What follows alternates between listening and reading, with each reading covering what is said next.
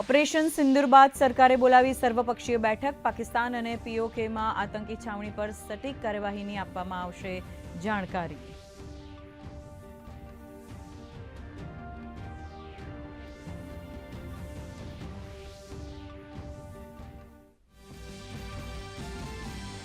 Operation સિંદૂર બાદ ગૃહમંત્રી અમિત શાહે સરહદીય રાજ્યોના મુખ્યમંત્રીઓ અને ડીજીપી સાથે કરી સમીક્ષા બેઠક। બીજી તરફ સિવિલ ડિફેન્સ સિક્યોરિટી માટે મોક ડ્રીલનું કરવામાં આવ્યું આયોજન।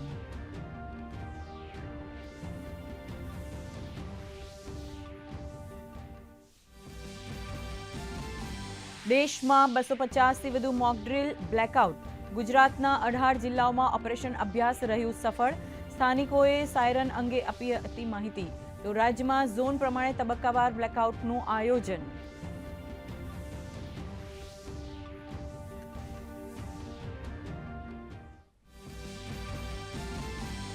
પહલગામ હુમલાના પીડિતોએ ઓપરેશન સિંદૂર પર વ્યક્ત કર્યો સંતોષ। પ્રધાનમંત્રી મોદીનો માન્યો આભાર। અમરેલી ભાવનગરના મૃતકોના પરિવારે કહ્યું, આજે સાચા અર્થમાં મૃતકોને મળી શ્રદ્ધાંજલિ।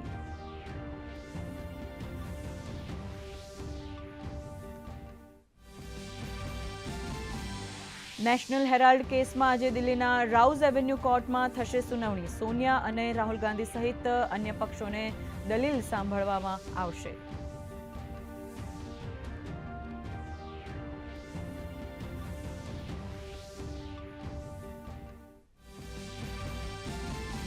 ગુજરાત બોર્ડ ધોરણ 10નું પરિણામ જાહેર। આ વર્ષે 83.08% સાથે રેકોર્ડ બ્રેક પરિણામ। બનાસકાંઠા જિલ્લાનું સૌથી વધુ 89.29% પરિણામ। તો કેન્દ્ર પ્રમાણે મહેસાણાનું કાંસા અને ભાવનગરનું ભોળાદ મોખરે।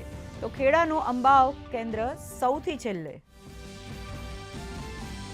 ઓપરેશન સિંદૂર બાદ ભારતના સરહદી વિસ્તારોમાં હાઈ એલર્ટ। ભુજ, રાજકોટ અને જામનગર એરપોર્ટ તમામ ફ્લાઇટ્સ આગળના આદેશ સુધી રદ।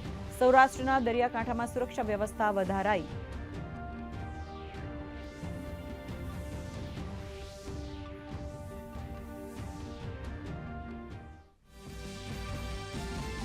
હવામાન વિભાગની આગાહી અનુસાર આજે રાજ્યમાં માવઠાની શક્યતા। રાજ્યમાં એક સાથે 2 વરસાદી સિસ્ટમ સક્રિય થતા વરસાદની આગાહી।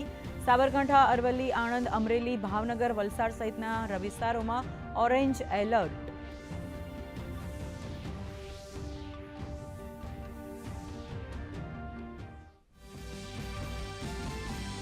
આજે રાષ્ટ્રપતિ પુતિનના આદેશ બાદ 3 દિવસનું યુદ્ધ વિરામ લાગુ। પરંતુ ઝેલેન્સ્કીએ કહ્યું કે આ પ્રકારનું પગલું અર્થહીન। યુક્રેને 30 દિવસના બિનશરતી યુદ્ધ વિરામની હાકલ કરી।